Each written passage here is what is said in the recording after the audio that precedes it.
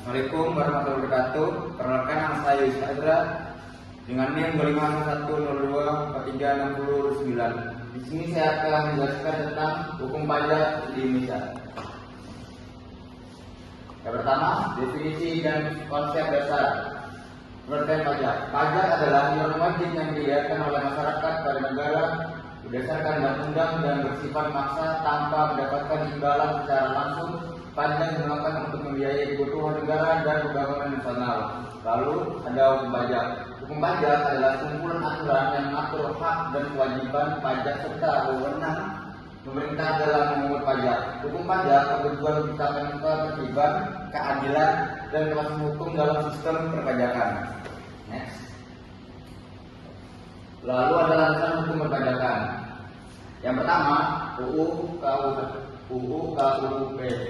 UU nomor 6 tahun 1943 tentang Ketentuan Umum dan Tata Cara Perpajakan sebagai hukum formil utama, yaitu mengatur ketentuan umum dan tata cara perpajakan seperti pendaftaran NPWP, pembayaran pajak, pelaporan SPT, pemeriksaan hingga saksi pajak agar sistem perpajakan berjalan tertib. Lalu ada UU PPH dan BPN, yaitu hukum pemungutan atas penghasilan dan pertambahan nilai barang atau jasa. UU nomor 78 tahun 1993. UU PPH mengatur pajak atas penghasil yang diterima orang pribadi maupun badan usaha seperti gaji, keuntungan usaha, honor, dan pendapat lainnya. Lalu UU PPN, yaitu mengatur pemungutan pajak atas transaksi barang dan jasa yang digunakan atau dikonsumsi masyarakat di dalam negeri. Lalu ada UU HPP, UU nomor 7 tahun 2001 tentang harmonisasi peraturan perpajakan yang mereformasi sistem tarif, mengatur pembaruan sistem perpajakan Indonesia untuk meningkatkan kepatuhan wajib pajak, memperbaiki aturan pajak, dan menyesuaikan kebijakan dengan ekonomi saat ini. Next. Lalu hukum pajak material dan formil. Hukum material mengatur subjek, objek, tarif serta timbul dan hapus utang pajak. Hukum material adalah aturan yang mengatur tentang siapa yang dikenakan pajak, beberapa besar pajak yang harus dibayar, objek pajak, serta hak dan kewajiban wajib pajak. Contoh terdapat dalam UU PPH dan UU PPN. Lalu ada hukum formil, yaitu prosedur pendaftaran NPWP, laporan, penagihan, hingga hak keberatan. Aturan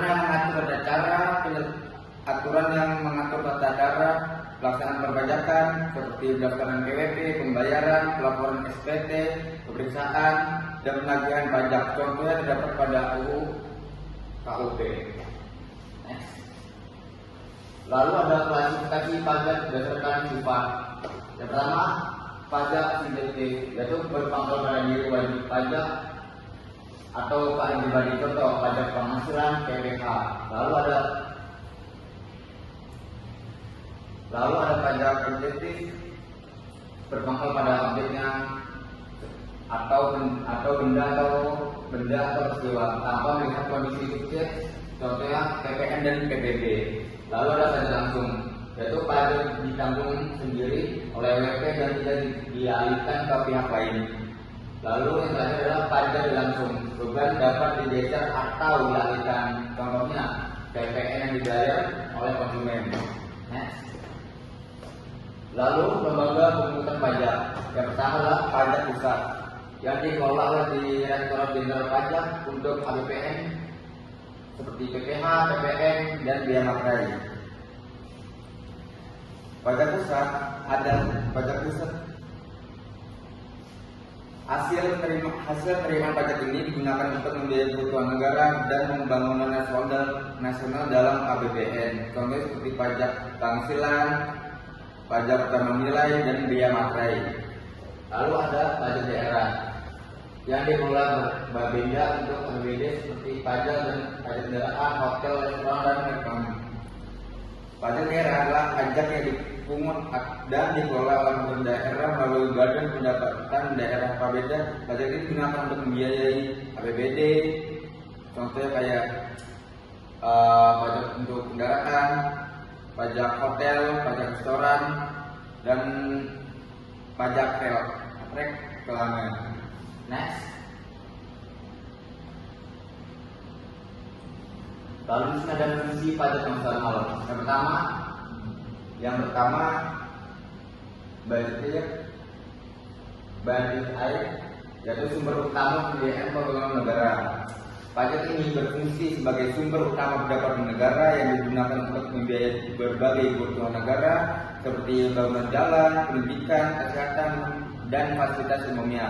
Lalu yang kedua, regulasi, yaitu alat untuk mengatur kebijakan ekonomi seperti insentif pajak.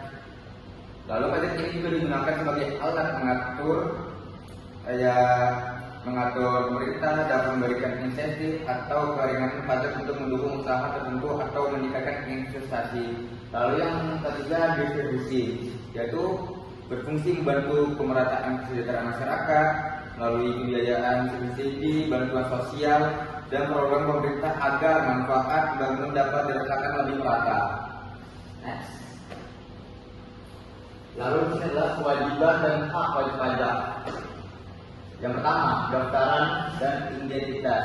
Setiap warga negara yang memenuhi syarat wajib mendaftarkan diri untuk memiliki NPWP, dan sebagai imbalannya negara menjamin kerahasiaan data pribadi serta memberikan identitas resmi untuk segala urusan administrasi. Lalu yang kedua, siklus hutang, bayar dan lapor. Wajib pajak bertanggung jawab untuk menghitung, menyetor, dan melaporkan pajaknya sendiri secara jujur, namun tetap memiliki hak untuk membetulkan laporan tersebut jika ada kesalahan atau memperpanjang batas waktu pelaporan jika terkendala. Lalu yang ketiga, keadilan pembayaran atau restitusi. Di balik kewajiban menyetorkan dana ke kas negara, wajib pajak memiliki hak penuh untuk meminta kembali atau restitusi atau mengkompensasikan sebagian uang jika ternyata jumlah yang dibayar lebih besar dari yang seharusnya tertuang. Lalu yang ketiga adalah prosedur pemeriksaan dan hukum. Wajib pajak bersikap kooperatif dan memberikan data yang benar saat diperiksa oleh petugas.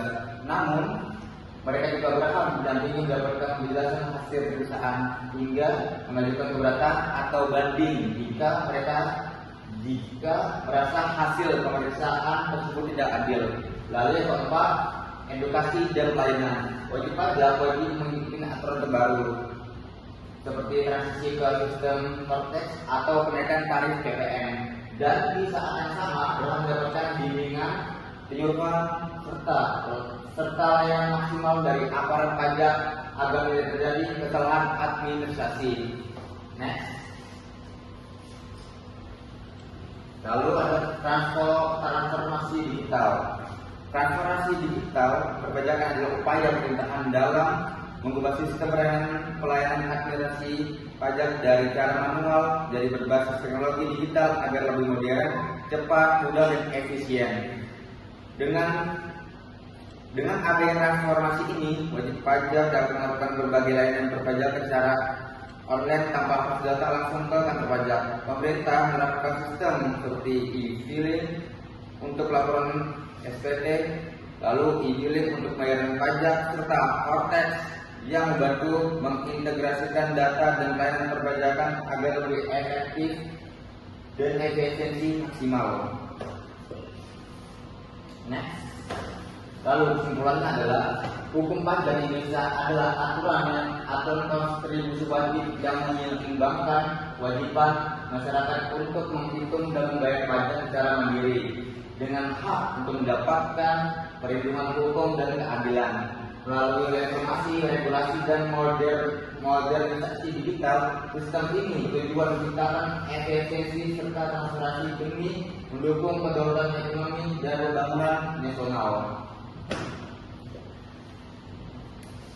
Dan itu saja, sekian.